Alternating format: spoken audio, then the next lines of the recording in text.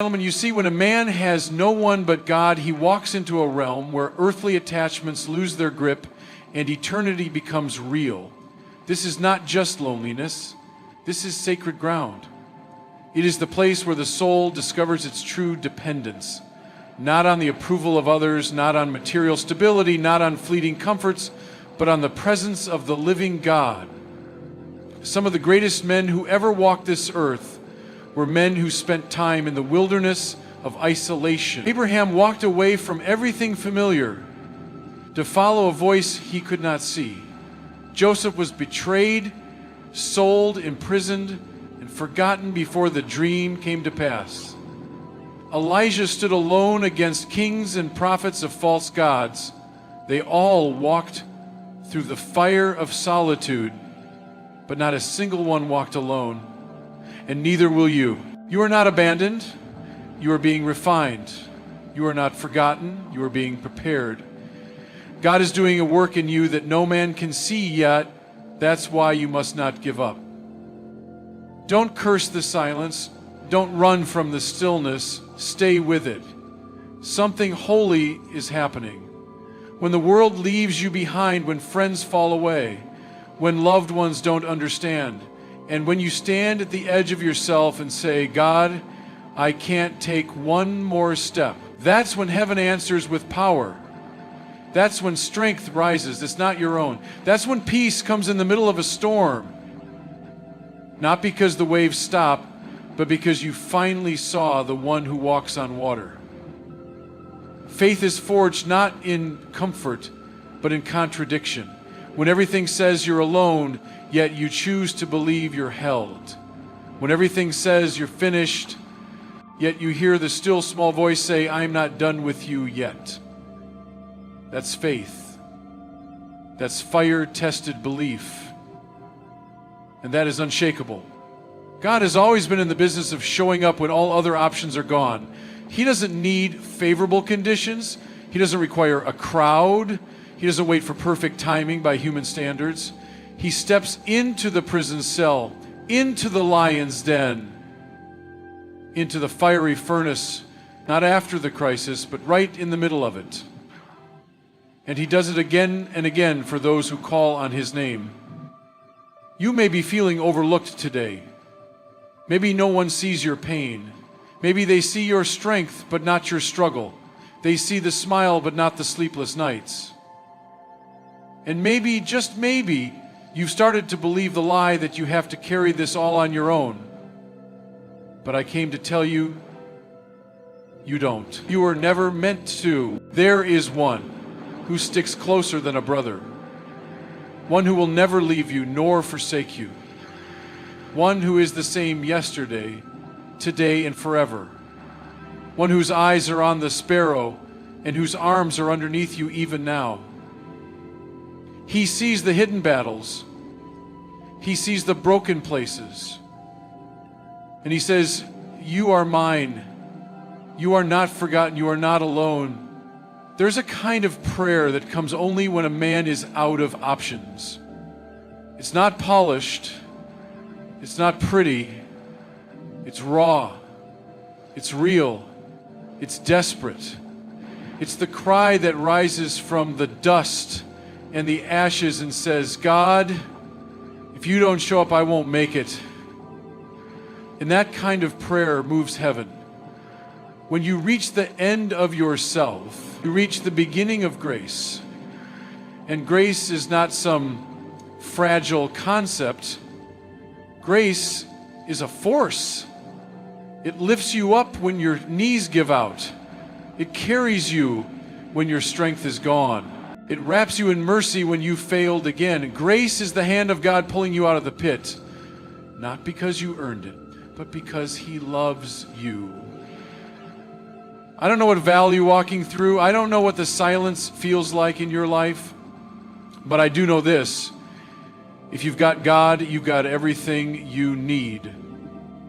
When the world fades, when people walk away, when doors close, God remains. And not only does He remain, He restores.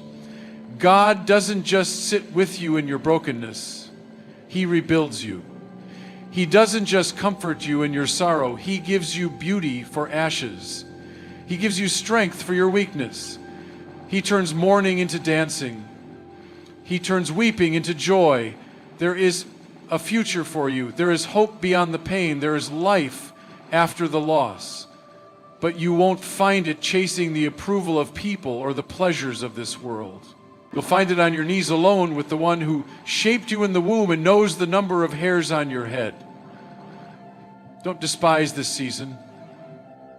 Don't rush the process. Lean into it.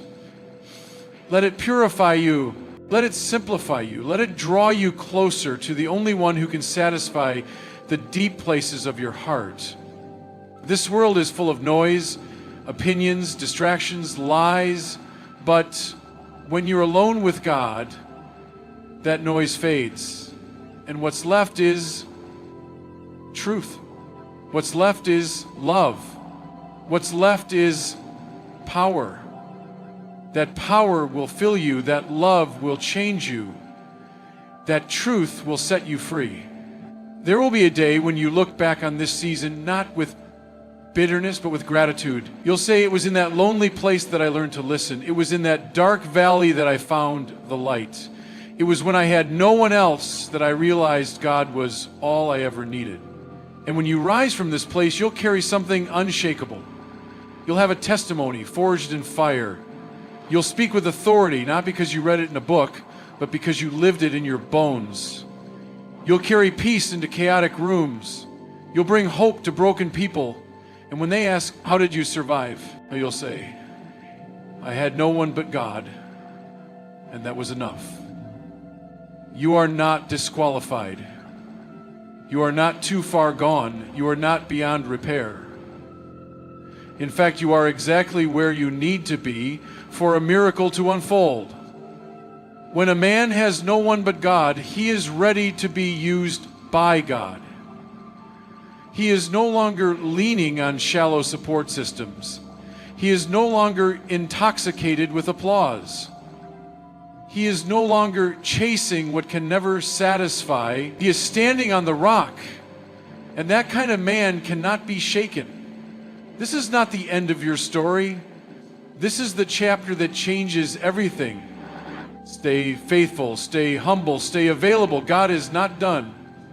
He is writing something beautiful, even if right now all you see are broken lines. Trust the author. He finishes what he starts. When a man finds himself in the depths of solitude, it is easy for him to feel as though he has been abandoned by the world. The silence of an empty room, the absence of voices, and the lack of human presence can be overwhelming. In those moments, loneliness can feel like a curse, a painful reminder of what has been lost, or the relationships that have faded away. But what if this very solitude is not a curse at all? What if it's the sacred space where God works most powerfully in a man's life? The truth is, solitude is often where transformation takes place, where a man can hear the voice of God most clearly, and where his soul can be shaped for something greater. It is in the quiet, in the moments of being alone, that a man can strip away the distractions of the world. The hustle and bustle of life often drown out the still, small voice of God. In the noise of daily living, we are bombarded with opinions, expectations, and endless demands. But when a man is alone, without the pressure of pleasing others or responding to the constant stream of noise, it becomes easier to listen, to reflect, and to be still in the presence of God. In solitude, a man is invited into a deeper relationship with his Creator. There is no one else to impress, no one else to answer to, just the unfiltered connection between the soul and the Almighty. This is the space where God can begin his work of personal transformation. The distractions that once clouded his mind fall away, and he begins to see clearly. Solitude allows a man to confront the deepest parts of his heart, the parts that are often hidden from the world and even from himself. It's in the silence that we can see our weaknesses, our fears, our doubts, and our insecurities. But this is not a cause for despair. it is an opportunity for growth. For it is in these moments that God can meet us where we are, not in spite of our weaknesses, but because of them. God doesn't call the perfect, He calls the broken, the weary, the ones who have nowhere else to turn. And in the quiet, He begins to mold us into who we were always meant to be. Moreover, solitude isn't just a place of self-reflection. It is also a place of revelation. It is in the stillness that we can hear God's voice more clearly than ever. His words can cut through the noise of our lives and pierce our hearts with truth, wisdom, and guidance. When the distractions are gone, God's voice becomes the loudest thing in our lives. It is in solitude that we can truly surrender our plans, our ambitions, and our desires to Him. We stop trying to control every aspect of our lives and instead open ourselves to His leading. In that moment of surrender, the transformation begins.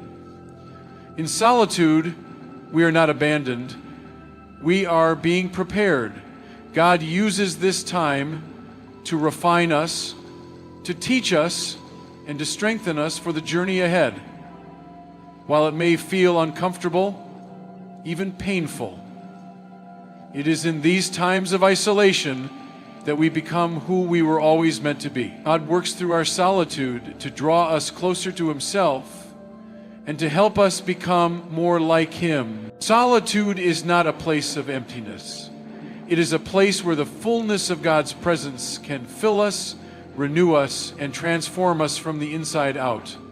Throughout history, many of the greatest individuals were not thrust into greatness by fame, fortune, or applause, but by seasons of solitude and challenge. It is in the wilderness, far from the spotlight, that God often does His most profound work in a person's life. When Moses fled to the wilderness, when David was tending sheep, when Jesus withdrew to the desert, they were not being abandoned, they were being prepared. The wilderness is not the end of the story.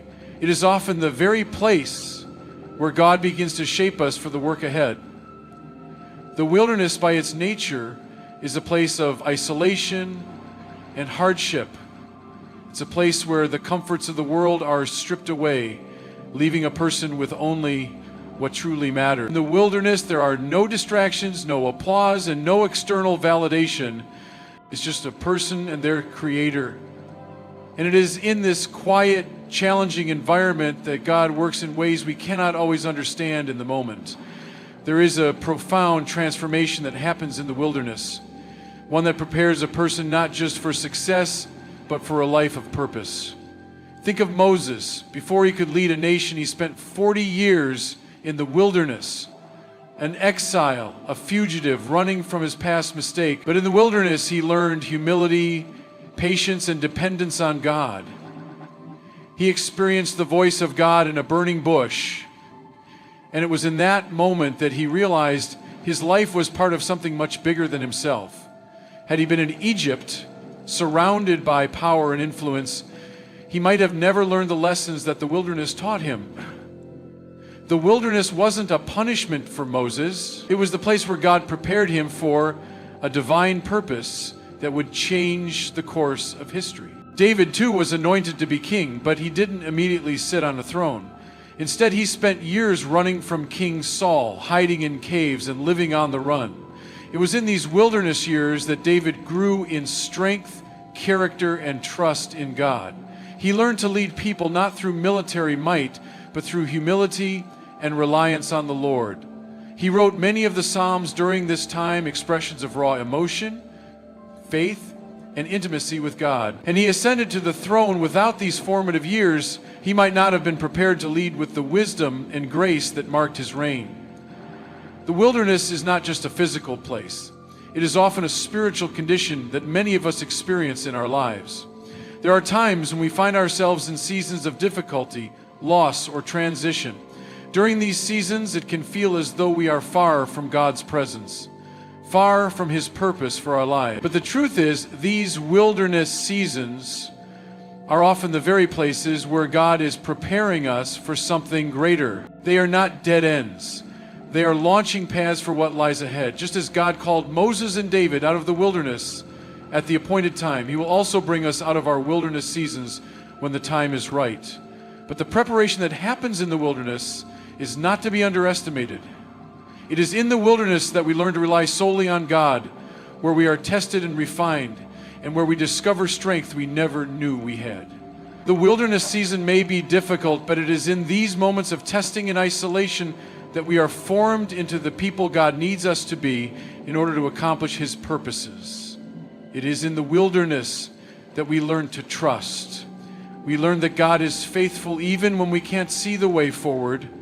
We learn that His provision is enough even when our resources seem limited.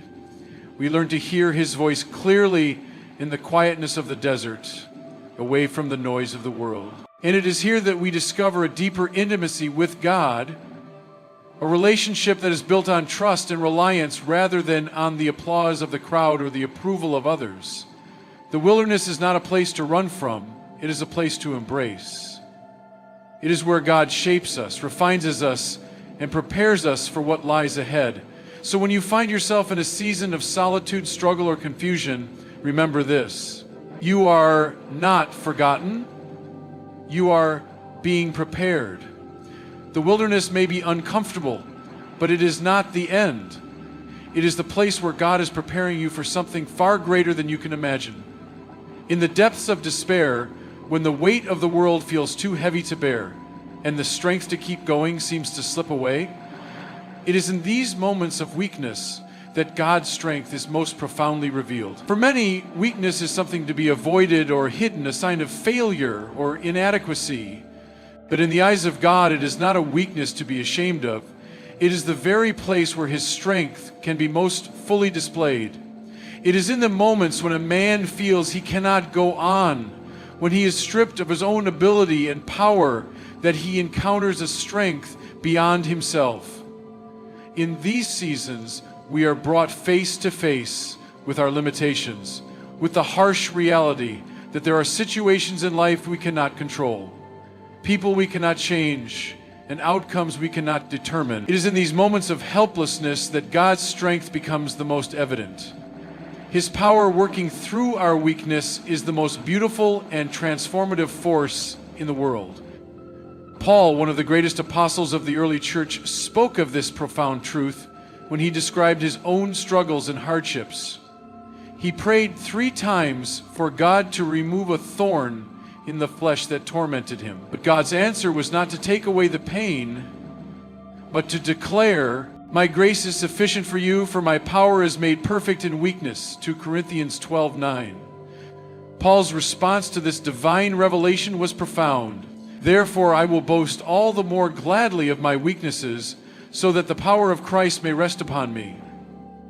Paul recognized that it was not in his strength that God's glory was most fully revealed, but in his weakness.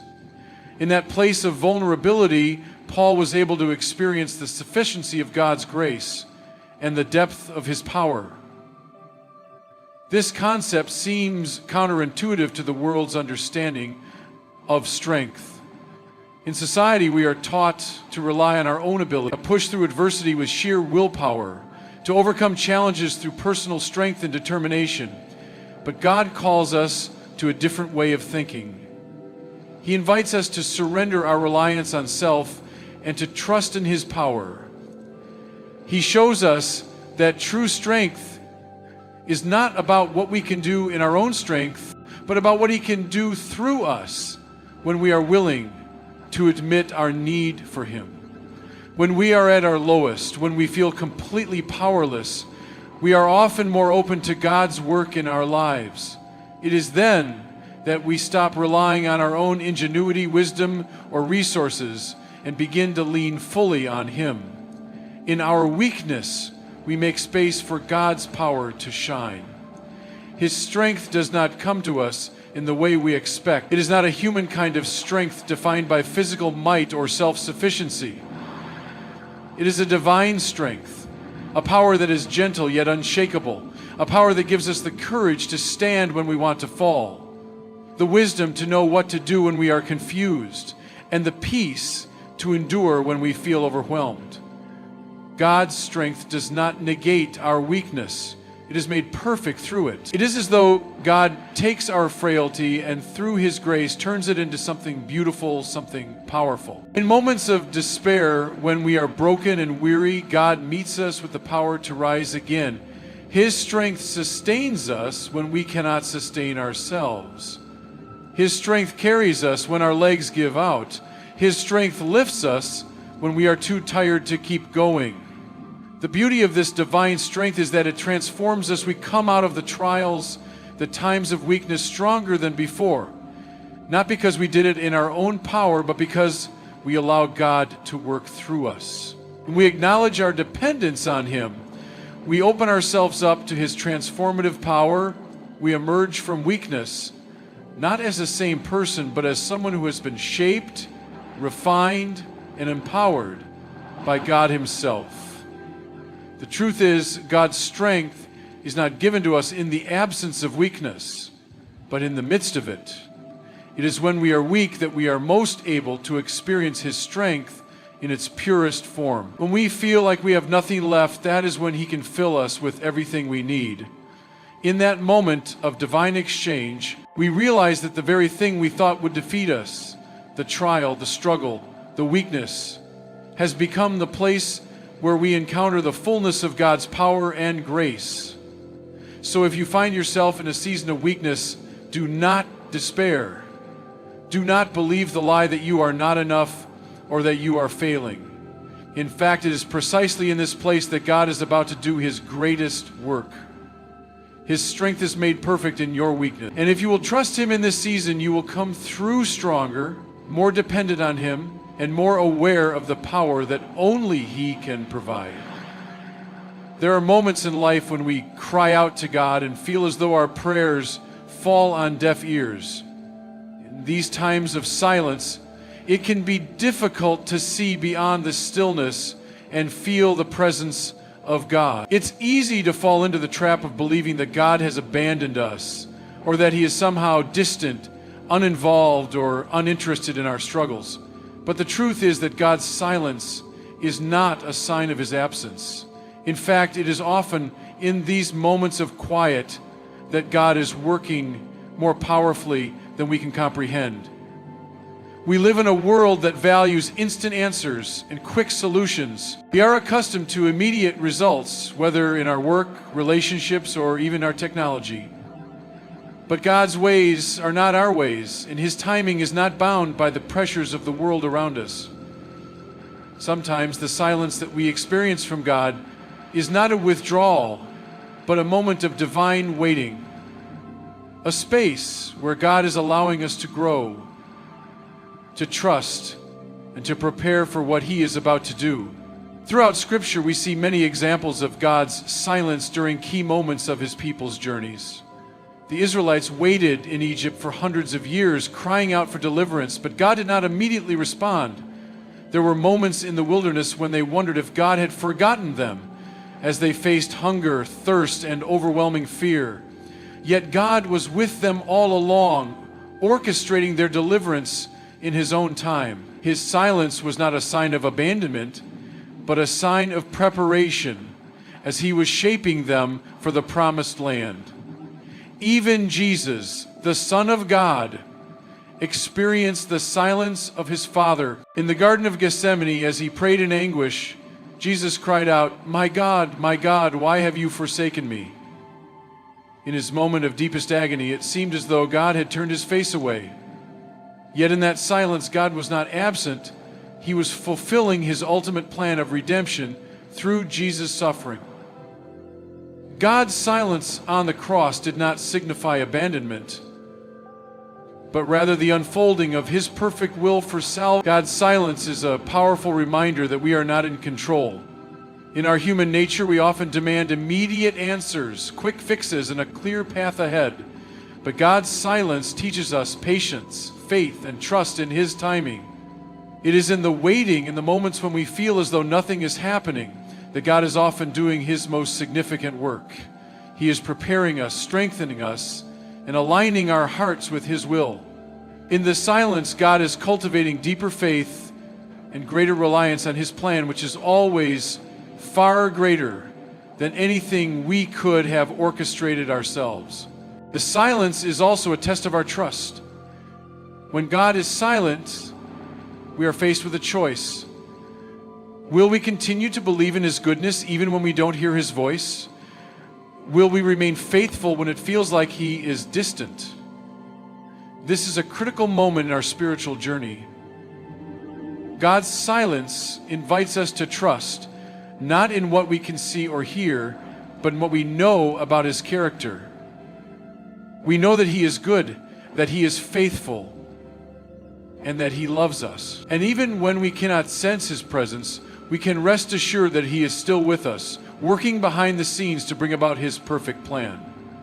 The delays and periods of silence in our lives are not signs of rejection or abandonment. They are part of the divine process shaping us for the plans God has for us. While we may not understand the silence in the moment, we can trust that God's timing is always perfect. When He finally does speak, it will be at just the right moments, and His plan will unfold in ways we could never have imagined. So when you find yourself in a season of silence, don't be discouraged. Know that God is not absent. He is present, working in ways that are unseen, preparing you for the next step in your journey. His silence is not a sign of neglect, but a sign of His perfect timing and care.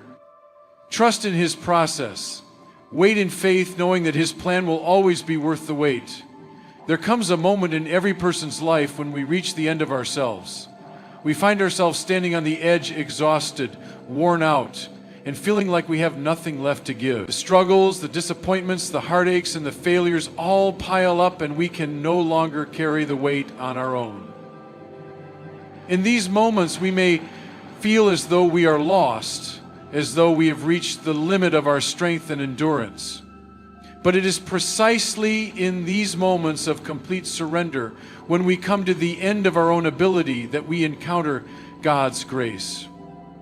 God's grace is not a fragile thing. It is not a mere consolation or a passing comfort. His grace is powerful, unshakable, and unfathomably deep. It is in our moments of weakness, when we feel the most broken and vulnerable, that His grace comes to lift us up. God's grace doesn't just soothe us in our pain, it strengthens us. It gives us the power to rise again when we are too tired to stand, to move forward when we are certain we cannot take another step, and to continue when we feel as though we have reached our limit. The Apostle Paul, one of the most prominent figures in early Christianity, understood the sufficiency of God's grace better than most. Paul faced numerous trials, persecutions, and hardships throughout his life.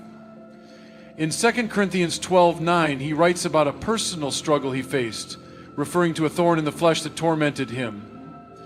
He prayed earnestly, asking God 3 times to remove this burden from his life. Yet instead of delivering him from the pain, God answered with these powerful words, "My grace is sufficient for you, for my power is made perfect in weakness." Paul's response to this revelation was profound. "Therefore, I will boast all the more gladly of my weaknesses, so that the power of Christ may rest upon me." What Paul realized in that moment was that God's grace was not only enough to sustain him through his trials, but it was also the very thing that empowered him to keep going. It was in his weakness that God's strength shone through most brightly. His grace became the source of Paul's strength and endurance, even in the midst of his greatest struggles. This is the nature of God's grace. It is not a temporary fix or a fleeting comfort, but a deep and unshakable foundation. When we feel like we've given all that we can, when we feel like we're about to collapse under the weight of life's burden, God's grace steps in and holds us up. It becomes the support we lean on when our own strength fails. It is in our most vulnerable moments that God's grace reaches out to us, reminding us that we do not have to carry the weight of the world on our own. God's grace is not earned or deserved. It is freely given. There is nothing we can do to make ourselves worthy of it, and yet, in our most desperate moments, it is offered to us abundantly. It is in this grace that we find the strength to keep moving forward, to continue in the face of adversity, and to endure when the road ahead seems impossible. God's grace is sufficient to meet us exactly where we are and to lift us to where He wants us to be. It is in our weakness that we come to truly understand the depth of God's grace. When we are at the end of ourselves, we finally realize that we cannot do it on our own. We cannot control everything, we cannot fix everything, and we cannot carry every burden. But it is in that very surrender in admitting that we are not enough that God's grace flows in and empowers us.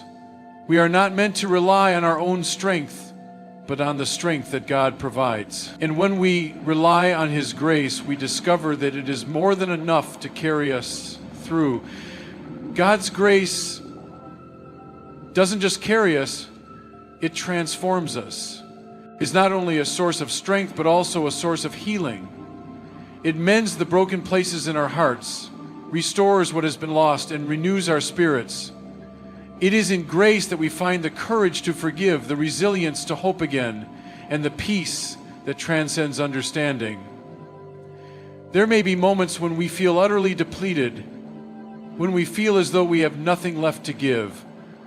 But even in those moments, God's grace is not exhausted. It is infinite. It is sufficient for every trial, every challenge, and every heartache.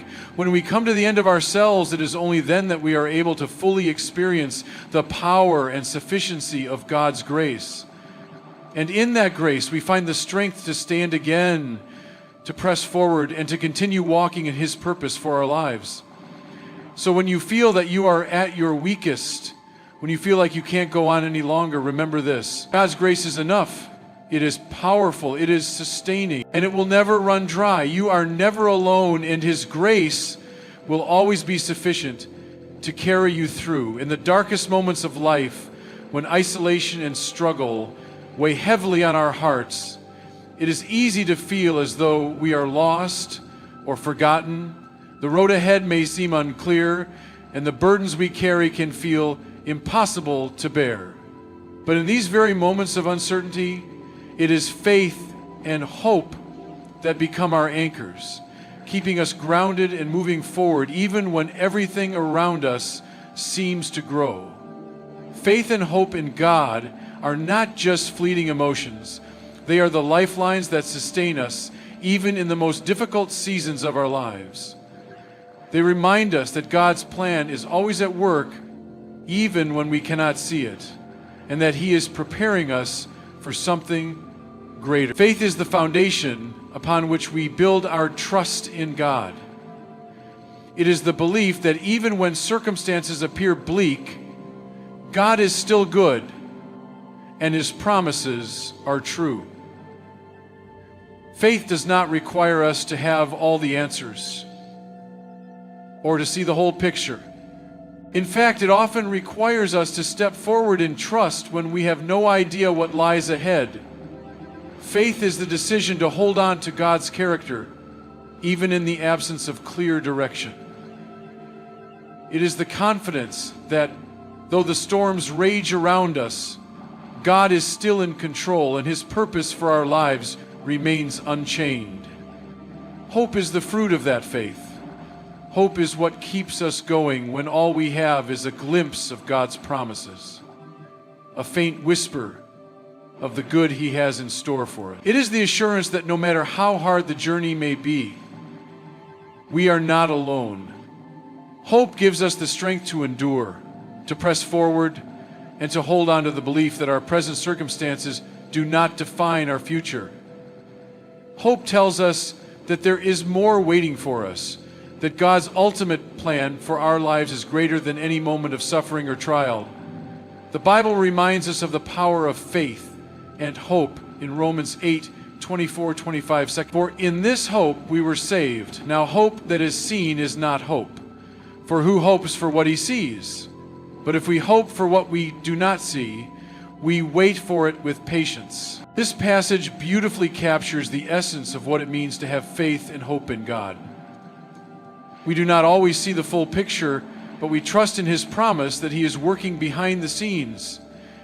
It is this hope that helps us navigate the difficult seasons of our lives, knowing that God has a plan, even if we don't yet understand it. When we place our faith in God and hold on to hope, we are not only sustained through the hard times, we are also being prepared for the greater purpose He has for our lives. Struggles and challenges are not random. They are the refining process that shapes us into the people God needs us to be for the next chapter of our journey. The trials we face serve a purpose. Even when we can't immediately see it, they prepare us to rise again, stronger and more equipped to fulfill the purpose that God has set before us. Take, for instance, the story of Joseph. His life was marked by betrayal, abandonment, and hardship, sold into slavery by his own brothers, unjustly thrown into prison, and left alone in dark moments. Joseph had every reason to lose hope. Yet through it all, Joseph never lost faith in God. He trusted that God had a plan for his life. Even when it seemed like everything was falling apart, in the end, Joseph rose to a position of great power where he was able to save countless lives during a time of famine. His faith and hope in God, even in the midst of suffering, not only sustained him, but prepared him to fulfill his divine purpose. Similarly, the Apostle Paul, who faced persecution, imprisonment, and relentless hardship, continued to press on in faith, always hopeful in the promises of God despite the pain. He knew that the trials he endured were not in vain. In Romans 5:34, Paul writes, "Not only that, but we rejoice in our sufferings, knowing that suffering produces endurance, and endurance produces character, and character produces hope." This is a powerful reminder that every trial we face is an opportunity for growth. Our faith and hope are refined through adversity, making us more resilient, more compassionate, and more capable of fulfilling the purpose God has for us. When we hold on to faith and hope, we are being equipped for the future. The trials we endure today may seem like setbacks, but in reality, they are the very experiences that prepare us for the greater purpose God has set before us. Our struggles do not define us, but they shape us. They teach us perseverance, humility, and trust. They refine our character and increase our capacity to love and serve others.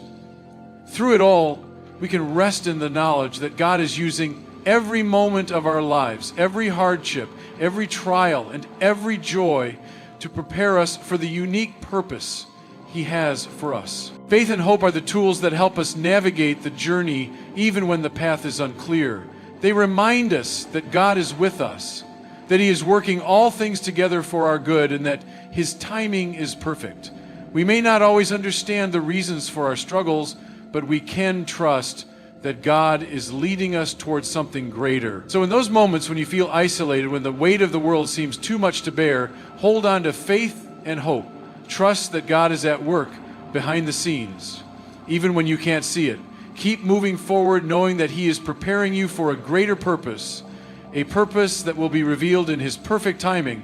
And when the time comes for you to rise again, you will find that you are stronger, wiser, and more equipped to fulfill the calling God has placed on your